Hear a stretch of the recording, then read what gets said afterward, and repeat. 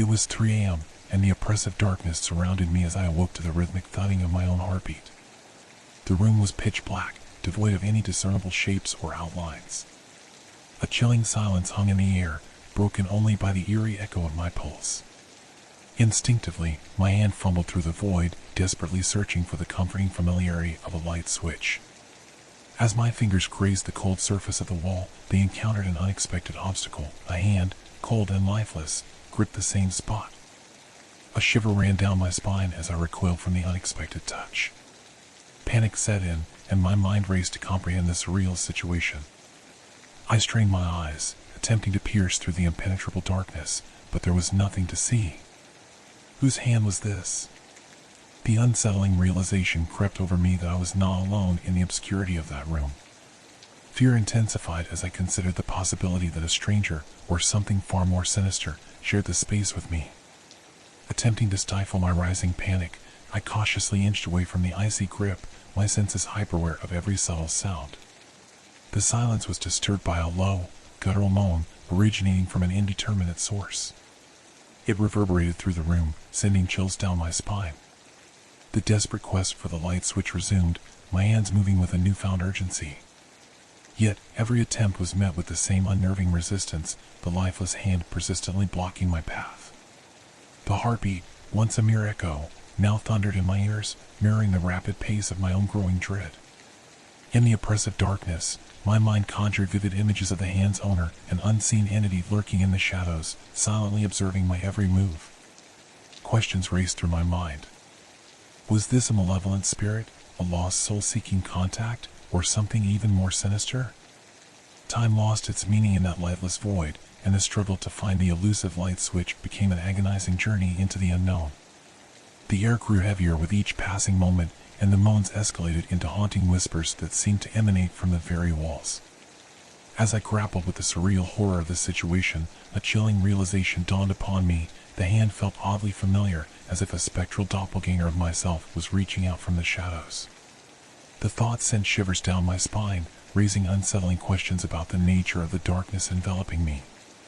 Eventually, my trembling fingers stumbled upon the elusive switch. With a hesitant flick, feeble light spilled into the room, revealing its true nature. The hand I had encountered, cold and lifeless, was my own reflection in a full-length mirror. The room, now illuminated, bore no signs of the supernatural. It was a mundane space, devoid of any spectral presence. My own fear, amplified by the oppressive darkness, had transformed a simple mirror into a source of terror. Relief washed over me, but the unsettling memory of that pitch-black encounter lingered. The echo of my heartbeat, the haunting moans, and the spectral hand remained etched in my mind, a chilling reminder of the thin veil that separates the tangible from the intangible in the realm of the unknown.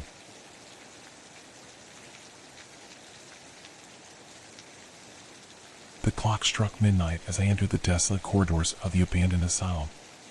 The air was thick with the heavy scent of decay, and the silence was broken only by the echo of my footsteps reverberating through the dilapidated halls. The flickering lights above cast eerie shadows that danced upon the cracked walls, creating a macabre ballet of darkness. The asylum, long forgotten by the outside world, stood as a haunting monument to the tormented souls that once inhabited its walls. As I ventured deeper into the heart of the decaying structure, the whispers of the forgotten souls began to weave through the stagnant air. At first, they were distant murmurs, barely audible, like the fading memories of a bygone era. But with each step, the whispers intensified, growing into an overwhelming cacophony that seemed to emanate from the very walls. The forgotten souls sought to communicate, their voices intertwining in a haunting symphony that sent shivers down my spine.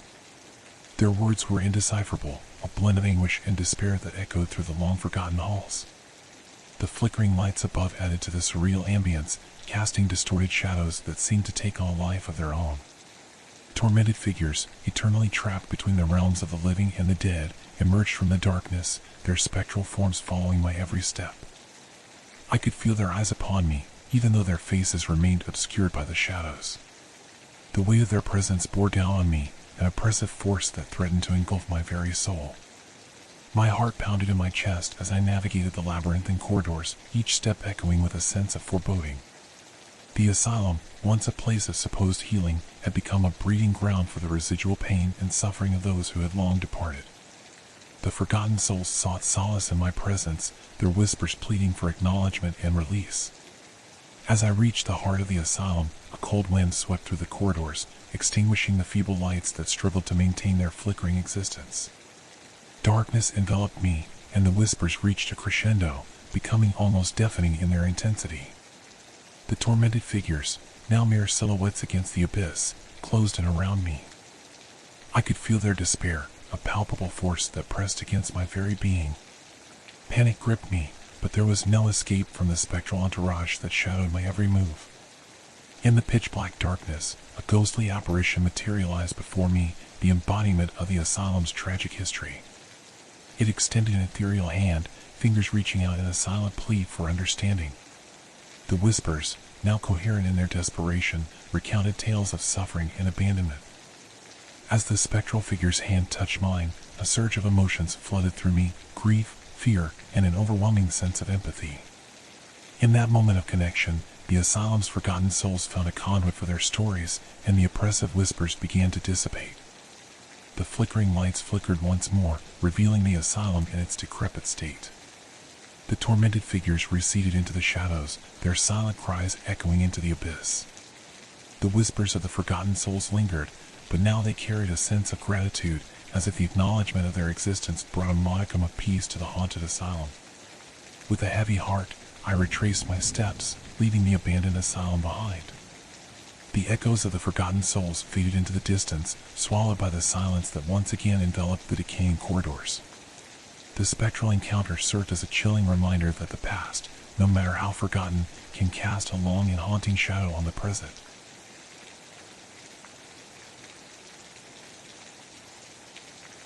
It was the early hours of the evening when I moved into my new apartment. The space had a vintage charm, with antique furniture that hinted at a bygone era. Amongst the eclectic pieces, an ornate mirror caught my attention, a relic that seemed to hold the secrets of the past within its gilded frame. As I settled into my new surroundings, I couldn't help but be drawn to the antique mirror. Its reflective surface, clouded with the patina of age, exuded an air of mystery. With each passing glance, however, an unsettling realization dawned upon me: the face that stared back at me was not my own. The first encounter was subtle, a fleeting distortion in the reflection that I dismissed as a trick of the light. But as I continued to peer into the mirror, the twisted, grinning entity revealed itself with increasing clarity. Its features were contorted, a grotesque distortion that seemed to relish my growing terror. I attempted to rationalize the phenomenon, attributing it to fatigue or the stress of moving. However, with each subsequent visit to the mirror, the entity became more pronounced, its malevolent grin widening with each passing glance. The antique mirror, once an object of fascination, transformed into a source of dread. It became a portal to a realm beyond the visible, a dimension where the macabre entity reveled in my fear. Its eyes bore into mine with a malevolent glee, as if it drew sustenance from the unease it inflicted upon me. I hesitated to share my eerie discovery with others, fearing that they would dismiss it as a product of an overactive imagination. Instead, I embarked on a quest to understand the origins of the mirror, delving into the history of the apartment and its previous occupants. My research uncovered a dark past, an unsolved mystery involving a former resident who had vanished without a trace. The antique mirror, it seemed, had been a family heirloom passed down through generations. Whispers of a malevolent presence haunting the family accompanied the mirror's history. Haunted by the entity's grinning visage, I sought ways to sever the connection between myself and the twisted reflection. Paranormal experts and spiritualists offered their advice, suggesting rituals and cleansing ceremonies, but none proved effective. The mirror seemed impervious to attempts at breaking the ethereal bond. As the days passed, the entity's influence extended beyond the mirror. Strange occurrences unfolded in the apartment, objects moved of their own accord, disembodied whispers echoed in the stillness of the night, and an oppressive atmosphere settled over the space. It became apparent that the malevolent force sought not only to torment me through the antique mirror, but to permeate the very fabric of my new home. Desperation set in as I grappled with the relentless intrusion of the twisted entity. Each encounter with the mirror brought forth an escalation of horror, and the grinning visage seemed to mock my futile attempts at escape. Sleep became elusive, and my sanity teetered on the edge of a precipice. In a final act of desperation, I decided to rid myself of the accursed mirror. With trembling hands, I carefully covered its surface, shielding the twisted entity from view. As the antique relic was shrouded in darkness, a profound stillness settled over the apartment. For a moment, it seemed as though the malevolent force had been contained. The oppressive atmosphere lifted, and the whispers ceased. I dared to hope that I had severed the link between myself and the grinning entity. However, the relief was short-lived. As I turned away from the covered mirror, a haunting whisper echoed through the room, a disembodied voice that carried a chilling promise. The entity, though concealed for now, lingered in the shadows, its twisted grin eternally imprinted upon the antique mirror, a silent reminder of the malevolent forces that can lurk within the seemingly mundane artifacts of our lives.